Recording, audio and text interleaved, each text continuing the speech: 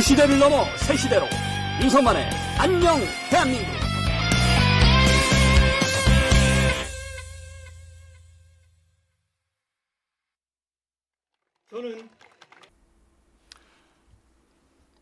시청자 여러분 안녕하십니까. 윤석만의 안녕 대한민국 4월 28일 방송 시작하겠습니다.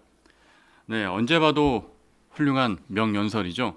제가 전날 출마 선언하는 날 아침 방송에서 역사에 남을 명연설이 될 것이다 라고 말씀드렸는데, 아마 실제로 그 현장에서 또 나중에 방송을 통해 보신 많은 분들도 그렇게 느끼셨을 겁니다. 다시 봐도 가슴 설레고 또 우리 미래를 생각하게 되는 아주 멋있는 또 미래지향적인 연설이었습니다. 자, 오늘은 방송을 시작하기에 앞서서 몇 가지 좀 소개를 좀 해드릴 게 있는데요. 먼저 사진 하나 좀 띄워주시겠습니까? 네.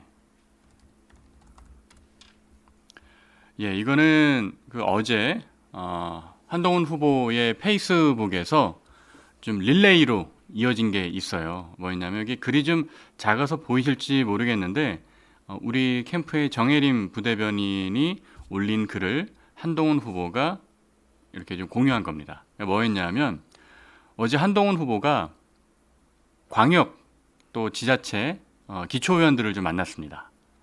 만나서 인천을 시작으로 해가지고 뭐 서울, 경기, 일단 수도권 지자체 기초의원들부터 만나서 간담회를 하고 이야기를 듣고 대화를 나누고 했는데, 그때 무슨 얘기를 했냐면 즉석에서 그런 연설을 했어요. 나는 꿈이 없습니다. 네, 마르틴 루터킹 목사의 I have a dream, 그거를 조금 차용한 거죠. 근데 나는 꿈이 있다가 아니고 나는 꿈이 없습니다 라고 그랬어요. 나는 꿈이 없다고 해놓고 대신에 국민의 꿈을 꾸겠다, 국민의 꿈을 이루겠다 라고 얘기를 한 겁니다. 그래서 이 한동훈 후보의 나는 꿈이 없습니다, 요거를 가지고 한동훈 후보를 좋아하는 분들이 이 자발적으로 이 페이스북에 I have a dream 이라는 글을 올리기 시작한 겁니다. 네. I have a dream 글을 올리기 시작했는데, 그거를 또 한동훈 후보가 또 보고서는 또 자기 페이스북에 공유를 하면서 이게 하나의 무슨 챌린지처럼, 이제 예전에 뭐 아이스버킷 챌린지 그런 거 있었잖아요. 그런 챌린지처럼 쫙 이어진 거예요. 그래서 아마 제가 알기로 오늘 아침까지 한 수십 명이 그렇게 한 걸로 알고 있습니다. 그래서 수십 명이 한동훈 후보의 페이스북에 페이지에 공유가 됐어요. 그러니까 실제로는 더 많겠죠, 그죠? 실제로는 더 많을 테고 한동훈 후보가 자신의 페이지에 공유한 사람만 이제 수십 명이다 하는 겁니다. 그 중에서 제가 두 개의 사진을 가져와봤는데, 이제 하나는 제 거를 가져왔고 하나는 이제 정혜림 부대변인 걸 갖고 왔습니다. 자, 정혜림 부대변인이 참 뭉클하게 글을 잘 썼어요. 제가 한번 소개를 해보겠습니다. 제 아이의 태명은 꾸미입니다. 네, 드림이죠, 드림, 꾸미. 지금 저는 품에 이 작은 꿈을 안고 살아갑니다.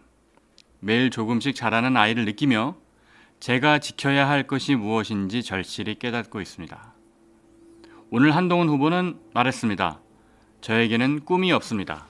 저에게는 국민 여러분의 꿈만 있습니다. 그래서 정의림 부대변인은 계속 얘기를 합니다. 저는 꿈이 있습니다. 13주차 임산부로서 제가 품고 있는 이 작은 생명이 평범하고 소중한 보통의 하루를 살아갈 수 있기를 꿈꿉니다. 쭉쭉 그러면서 얘기를 하죠. 그리고 그 꿈을 품은 제 마음에는 잊을 수 없는 약속들이 있습니다. 4개월 차 임산부인 저는 기억합니다. 한동훈 후보가 이 나라는 아이만 원하고 부모는 원하지 않는다며 부모와 아이의 시간을 정치의 최우선 순위에 두겠다고 약속했던 것을. 그리고 또 얘기하죠. 국민의힘의 청년 정치인인 저는 기억합니다.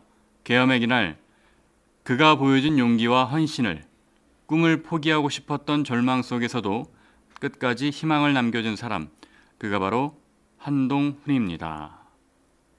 네, 이 정혜림 부대변인이 참 이 가슴 찡하는 글을 남겼어요. 그래서 어제 오늘 지금 당원들의 투표와 여론조사가 진행되고 있지 않습니까? 2차 경선 결과가 이제 어제 오늘 이 투표와 여론조사 응답에 따라 갈리게 될 텐데, 그래서 뜻있는 많은 분들이 이제 본인들의 의지를 빨리 이렇게 선택을 해주셨으면 좋겠다라는 마음입니다. 자, 다음 컷 보겠습니다. 요거는 앞서 설명드렸던 것처럼 그 챌린지의 일환으로 저도 이제 한동훈 후보가 쓴 걸 보고서는 한번 써봤습니다. 이제 이런 내용이었습니다. 제가 쓴 거는 5천만의 꿈을 꿉니다. 이게 무슨 말씀이었냐 하면, 대선 후보에 나선 사람들이 대부분 자기의 꿈을 이야기해요. 나는 대통령을 꿈꿔왔다. 뭐 30년 동안 준비해왔다. 10년 동안 이걸 해왔다. 본인의 꿈만 얘기해요. 근데 한동훈 후보는 좀 달라요. 자기의 꿈이 아니라 5천만 국민의 꿈을 얘기하고 있습니다. 제가 어제 쓴 글인데 잠깐 한번 읽어보겠습니다. 우리가 분열에 싸우는 사이 잊어버린 게 하나 있습니다. 그동안 이재명 후보가 어떤 일들을 자행해 왔는지 말입니다. 이재명 후보는 불과 1년 전 비명 행사로 친명 횡재시켰습니다. 공당을 사당화하여 자신을 아버지로 섬기는 1급 체제를 만들었습니다. 본인의 온갖 사법 리스크를 방탄하기 위해 정치를 무너뜨렸습니다. 한동훈 후보는 한 번도 무엇이 되어보고 싶다고 생각한 적이 없습니다. 대신 무엇을 할 수 있을까 고민하고 실천해온 사람입니다. 대통령이 되겠다는 다른 모든 후보들은 오직 자기 한 명의 꿈을 이야기합니다. 그러나 한 후보는 5천만의 꿈을 이야기합니다. 그래서 제 꿈은 온 국민이 함께 꿈꿀 수 있도록 한 후보의 정치 여정이 계속되는 것입니다. 엊그제 한동훈 후보가 라방을 하면서 마지막에 그런 이야기를 했죠. 본인의 정치 여정이 계속될 수 있게 해달라. 본인의 정치 여정이 마지막이지 않게 해달라라는 이야기를 했죠. 그 정치 여정이란 말이 이 단어가 저한테는 좀 되게 많이 와닿았어요. 와닿았던 이유가 이런 거였습니다. 처음에 제가 한동훈 후보와 이제 대담을 하고 그 책이 나오고 제가 회사에서 제가 정말 사랑하고 아끼는 중알보 우리 회사에서 이제 마지막에는 제 개인적으로는 좀 힘든 일들을 좀 겪었는데, 그러는 과정에서 이제 한동훈 후보와 좀 얘기를 나눌 기회가 있었습니다. 그래서 제가 이제 어떻게 이야기를 했냐면, 한동훈 후보에게 당신의 정치 여정에서 제가 필요하겠습니까? 라고 저 물었고, 한 후보는 매우 필요하다라는 그런 이야기를 또 했습니다. 그래서 그거를 계기로 해서 저도 한동훈 후보의 정치 여정이 끝날 때까지 함께 해야겠다라는 그런 마음을 갖게 됐습니다. 네. 마지막에 있는 이 따옴표에 있는 문장은 마르틴 루터 킹 목사의 I have a dream, 이제 끝부분에 나오는 문장을 제가 조금 바꿔본 겁니다. 거기서 차용을 해서 지금 현실에 맞게 좀 바꿔봤는데요. 한번 읽어볼게요. 이런 신념이 있기에 우리는 함께 일하고 함께 꿈을 꾸며 함께 자유를 위해 싸울 수 있습니다. 우리는 압니다. 언젠가 우리가 그 꿈을 이룰 수 있다는 것을. 그죠? 우리 동료 시민 여러분 모두 알고 계시죠? 그 꿈은 언젠가 이루어질 수 있다는 것을 말입니다. 제가 그와 관련해서 지난주에 같이 일했던 또 동료, 뭐 선후배들, 기자들을 좀 몇 명 만났어요. 아마 제 연차에는 주로 뭐 부장급들인데, 뭐 정치부장도 있고 그렇게 많이 활동들을 하고 있는데, 그 친구들을 좀 만나서 좀 얘기를 들어보니까 어떤 얘기를 좀 많이 했냐면, 제가 그 얘기를 저 페이스북에 좀 메모해 놓은 게 있어서 그거 잠시 좀 읽어볼게요. 제가 지난주부터 기자생활 함께했던 동기와 선후배들 좀 만났는데 이런 말을 자주 했습니다. 잘하면 한동훈이 되겠는데? 그런 얘기들 이제 사적인 자리에서 저한테 하는 거예요. 그러니까 그 친구들의 요지는 이겁니다. 그러니까 윤석열 정부의 이제 처음에는 이제 황태자였다가 나중에 어떻게 됐습니까? 대통령의 미움을 받고, 그죠? 뭐 대통령으로부터 뭐 온갖 방해를 받았잖아요. 뭐 당대표가 되는 것을 막기도 했었고, 비대위원장 때는 사퇴하라는 얘기도 있었고, 그런 식으로 이제 미움을 받다가 극적으로 살아나서 다시 당대표를 하고 그랬는데, 그 당대표 과정에 비상계엄이라는 정말 이게 좀 역사 속에서나 있을 법한 그런 일들이 벌어졌고, 그 비상계엄을 통해서 어떤 국가적 지도자로 발돋움할 수 있었습니다. 왜냐하면 1.23 비상계엄을 그렇게 맨몸으로 막았던 정치인은 한동훈이 유일했으니까요. 그리고는 뭐 사실 쫓겨났습니다. 그 과정 여러분 다 기억하시죠? 네. 그날 결국은 이제 의총에서 그 숱한 문매를 맞고, 뭐 어떤 정치인은 물병까지 집어 던지는 고성과 이제 뭐 심지어는 욕설까지 오가는 그런 의총 전쟁 같은 시간을 겪고, 며칠 뒤에 지도부가 붕괴되면서 이제 사퇴를 했죠. 그리고 2달 반 동안 자기 자신을 벼리는 시간을 가졌어요. 그 시간 동안 이제 책도 썼고, 또 본인이 공부도 하고 성찰도 많이 하고, 그렇게 압축적인 밀도 있는 시간을 보냈습니다. 그렇게 해서 처음에 3월 2일에 이제 연평해전 관련 연극 관람을 하는 것을 시작으로 공개 행보를 처음 시작을 했습니다. 그런데 한때 이재명 후보에 대적할 만큼 차기 대권 주자 1위였던 한동훈 후보가 복귀할 시점에는 지지율이 4%밖에 안 됐습니다. 4%밖에 안 됐어요. 그랬는데 지금은 어떻습니까? 지난주 여론조사 흐름 보면 어떻습니까? 지금은 1등이잖아요. 그죠? 4%밖에 안 되는 그 정말 미미한 수치로 시작을 했지만 이제 여권에서는 1등으로 올라섰습니다. 그렇습니다. 여러분이 아시는 것처럼 정치인 한동훈의 능력과 품성이 다른 구시대 정치인들보다 뛰어난 건 부인할 수가 없어요. 하지만 그동안 어떤 이미지가 있었습니까? 뭐 검사하고 장관이고 그런 이미지였다 보니까 이것만으로는 뭐 훌륭한 정치인은 될 수 있어도 대통령까지 하기에는 좀 정치적 서사가 없는 거 아니냐, 그런 생각들을 전문가들은 했습니다. 이제 제가 지난주에 만났던 그 동료 기자들의 이야기예요. 그랬는데 지난 1년여의 시간을 거치면서 완벽한 서사의 드라마를 쓴 거죠. 제가 아까 설명드린 거 있잖아요. 대통령의 미움을 받고 극적으로 당대표가 다시 됐는데 또 비상계엄이 생겨서 그거를 역사적 장면으로 남기고, 그랬는데 국민의힘을 그렇게 살렸는데 오히려 또 쫓겨나고, 그러다가 2달 반 동안의 시간을 벼리다가 4%의 아주 미미한 지지율로 시작을 했지만, 그랬지만 어떻게 됐습니까? 지금은 1위로 올라서는, 이 완벽한 서사와 드라마잖아요. 그죠? 이런 과정을 써내려 갔기 때문에 정치적 서사가 생겨서 이제 대통령이 될 수도 있겠는데 라는 생각들을 하는 겁니다. 그리고 무엇보다 지난주 일주일 전이죠? 월요일에는 뭐가 있었습니까? 후원금 모금을 하는데 완판됐잖아요. 11시간 만에. 이재명보다 2배 빠른 속도로. 그거 대단한 겁니다. 다 한동훈 후보와 한동훈 후보를 지지하는 우리 동료 시민 여러분들이 있기에 가능했던 겁니다. 그래서 제가 국민이 먼저입니다 그 책에서 뭐라고 썼는지 혹시 기억하시나요? 고대 그리스 문학에서 쓰는 표현으로 제가 파테이마토스라는 개념을 썼습니다. 파테이마토스라는 개념은 뭐냐면 고통과 시련을 겪고 난 뒤에 깨달음을 얻는다는 뜻입니다. 그러니까 뭐 그리스 고전뿐만 아니라 모든 역사, 뭐 인문, 소설, 영화 그런 작품들에는 모든 주인공은 시련을 겪어요.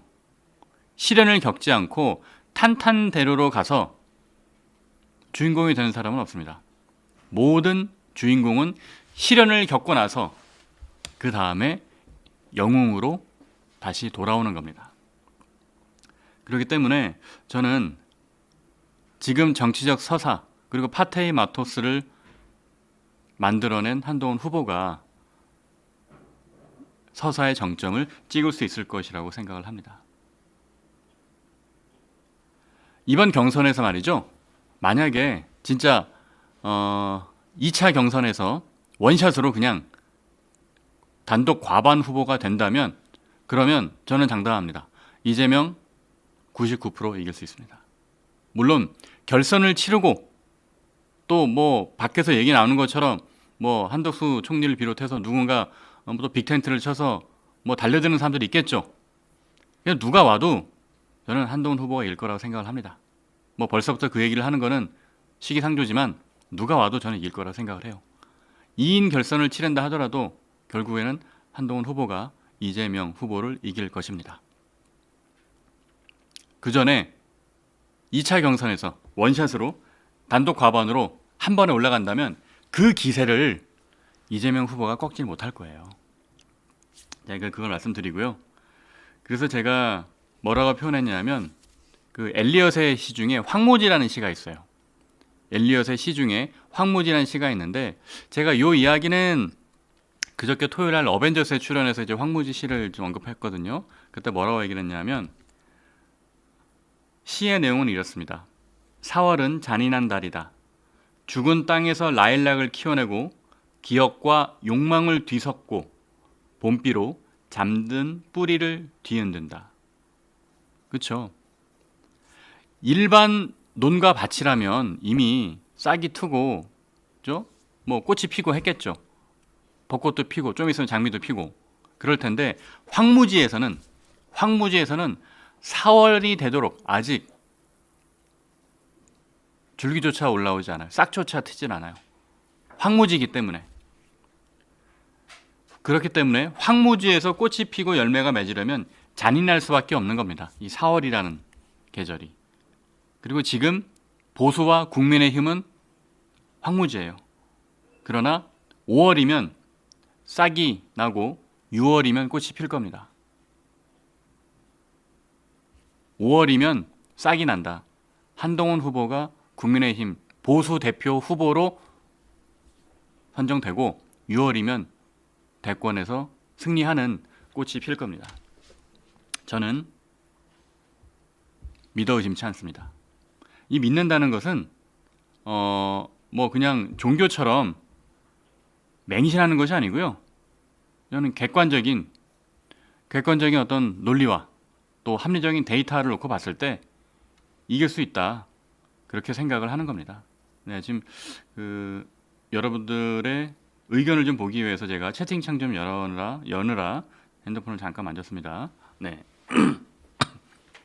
그래서 우리 동료 시민 여러분들 꿈과 희망을 가지십시오. 그리고 그 꿈과 희망은 근데 가만히 있는다고 해서 오는 게 아니에요. 우리가 지켜야 되는 거예요. 민주주의도 저절로 이루어지는 게 아니에요. 우리 손으로 얻어내야 되는 거예요. 그럼 뭘 해야겠습니까? 오늘과 내일 당원 투표, 내일이 아니군요. 어제와 오늘 당원 투표 진행되고 있습니다. 그 당원 투표에서 한동훈 후보가 압도적인 승리를 할 수 있도록 우리가 힘을 줘야 합니다. 자, 오늘 해피워크 사진 한번 띄워주시겠습니까?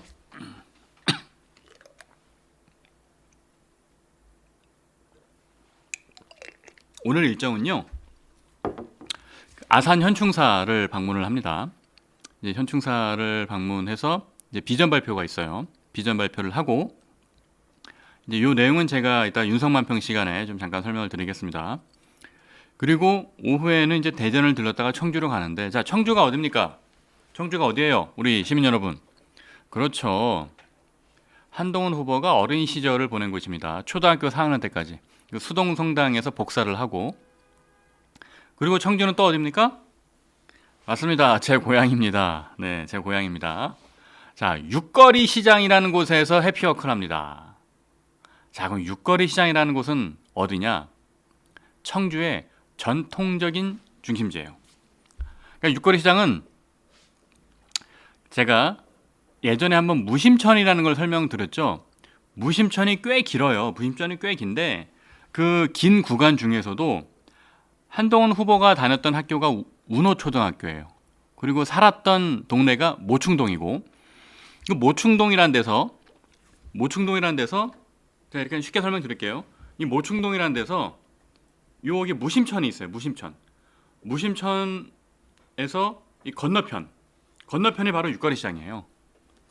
그리고 무심천을 건너가는 다리, 그러니까 모충동에서 육거리 시장으로 가기 위해서는 무심천을 건너가야 되는데 그 무심천을 건너가는 그 다리 이름이 꽃다리입니다. 이름이 좀 촌스럽죠? 꽃다리. 왜 꽃다리냐? 다리인데 그 예전 80년대에도 다리 양쪽에 꽃을 막 화분을 이렇게 갖다 놨어요. 그래서 다리가 어떻게 보면 되게 좀 딱딱하고 그런 이미지지 않습니까? 근데 그 다리에 화분을 막 갖다 놔서 이제 꽃처럼 예쁜 다리다 해서 이제 꽃다리. 그래가지고 뭐 이제 TMI를 좀 하면 그 꽃다리 끝에는 그 꽃다리 극장이라고 있었습니다. 이제 꽃다리 극장에서 제가 우레메하고 영구와 땡칠이 그 영화를 봤던 기억이 납니다. 꽃다리 극장. 아마 꽃다리 극장에 한동훈 후보도 많이 가지 않았을까 생각이 듭니다. 어쨌든 한동훈 후보가 태어난 곳은 아니지만 어린 시절에 상당 기간을 보낸 곳이 청주예요. 그러니까 뭐 고향과도 같은 곳이죠. 초등학교 4학년 때까지 유년 시절을 보냈으니까. 그래서 그 무심천을 꽃다리를 통해서 건너가면 나오는 게 육거리 시장입니다. 그 육거리 시장에 오늘 해피워크를 가는 거예요. 자, 저는 벌써부터 이 감정이 막 북받쳐 오릅니다. 감동입니다. 그 꽃다리에서 우리 청주 시민들이 얼마나 또 열렬한 지지를 보내줄 것인가.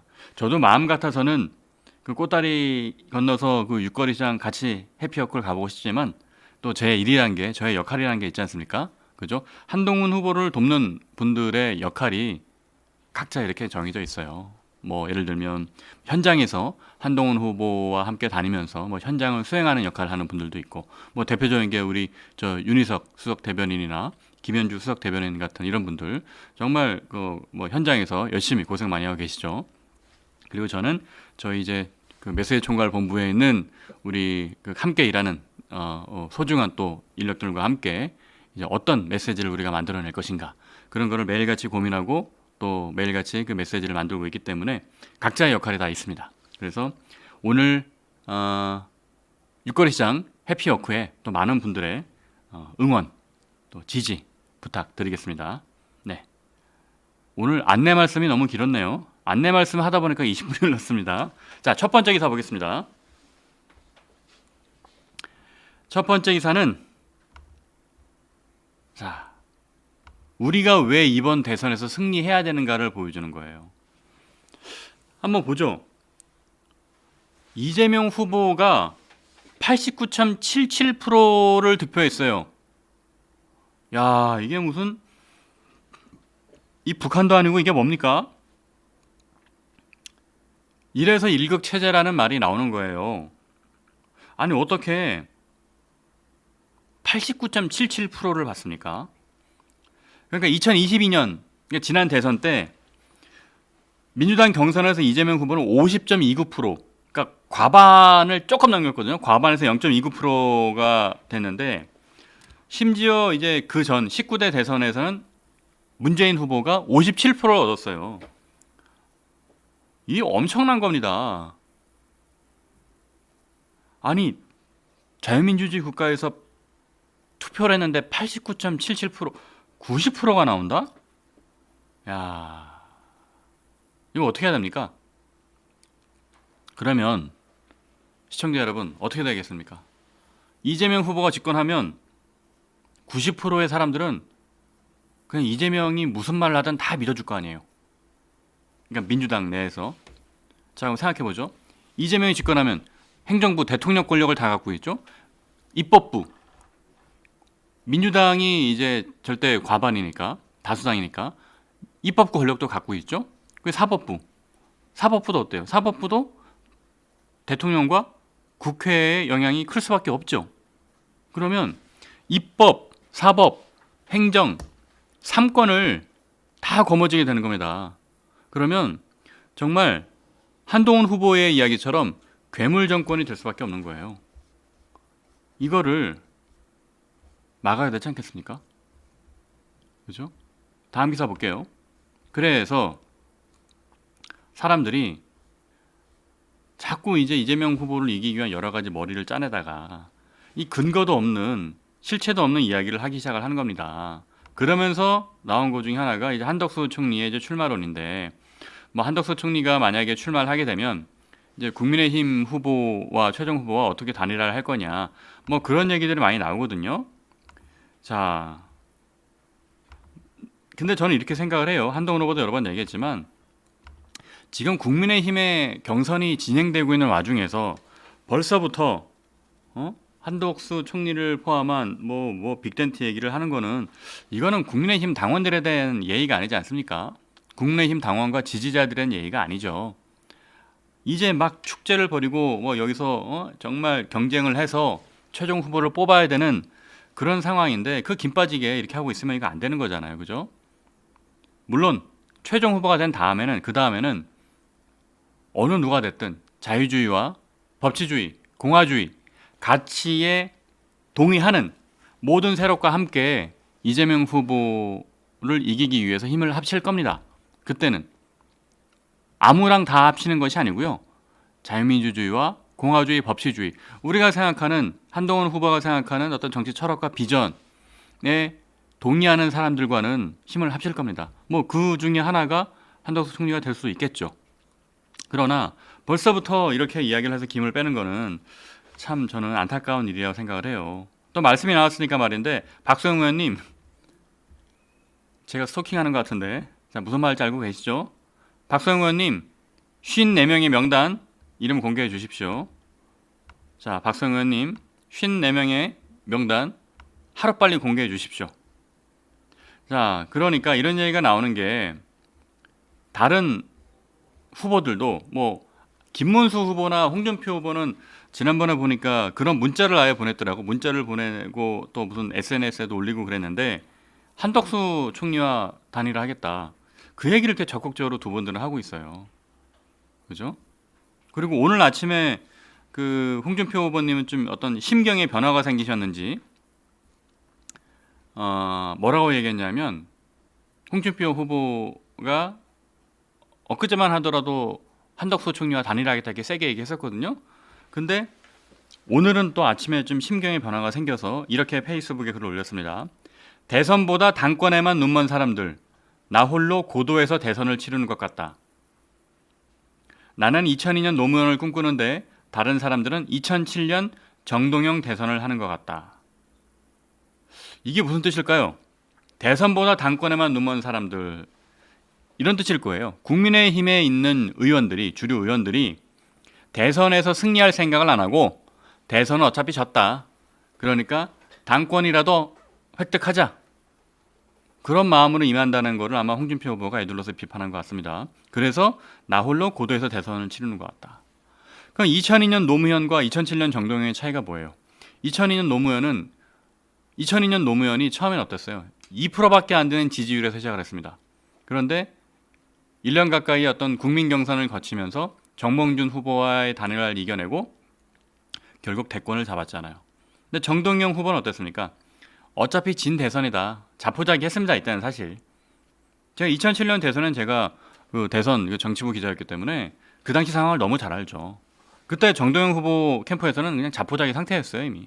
실제로 어땠습니까? 결과도 500만 표 차이로 졌다니까요. 이회창 후보라는 보수의 제3 후보가 있었음에도 불구하고 500만 표 가까이 나는 차이로 졌습니다.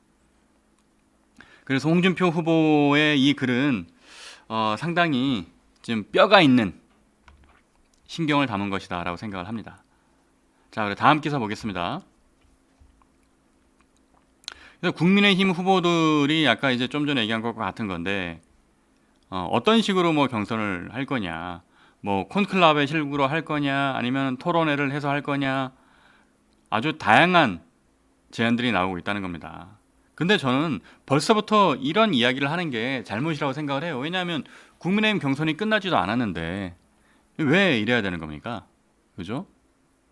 그리고 제가 누차 말씀드리지만 한덕수 총리는 뭐 분별 있고 또 사려 깊은 분이라고 저는 생각을 해요.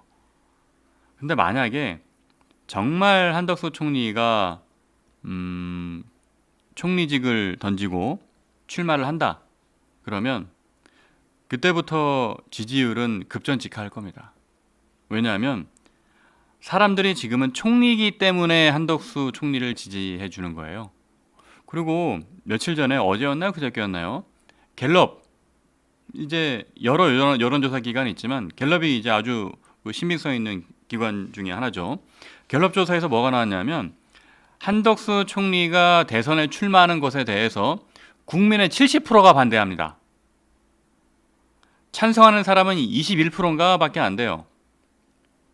여러분, 국민의 70%가 반대하는 상황에서 무슨 명분으로 출마를 하겠습니까? 얘기했잖아요. 한덕수 총리는 분별 있는 사고를 할 줄 아는 분입니다. 국민의 70%가 대선 출마를 반대하는데 어떻게 한덕수 총리가 어떤 명분으로 나오겠어요? 그죠?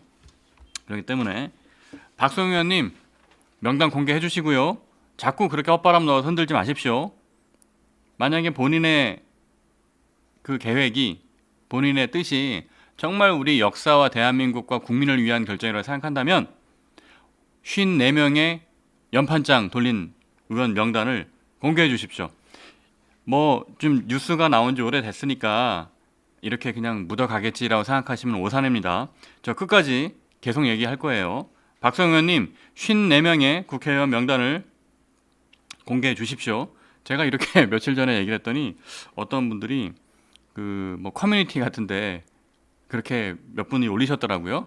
뭐 윤석만이 이렇게 말하더라 하면서 예 그렇게 얘기해 주시면 고맙습니다. 왜냐하면 박성희 의원님도 이런 어떤 압박을 받아야 본인도 내가 투명한 정치를 해야겠구나 라고 생각을 하셔서 좀 더 정정당당한 정치를 하실 거라고 생각이 듭니다. 박성희 의원님 54명의 의원 명단 공개 부탁드립니다. 자, 그래서 오늘 이제 이슈 논평은 이 정도로 하고요.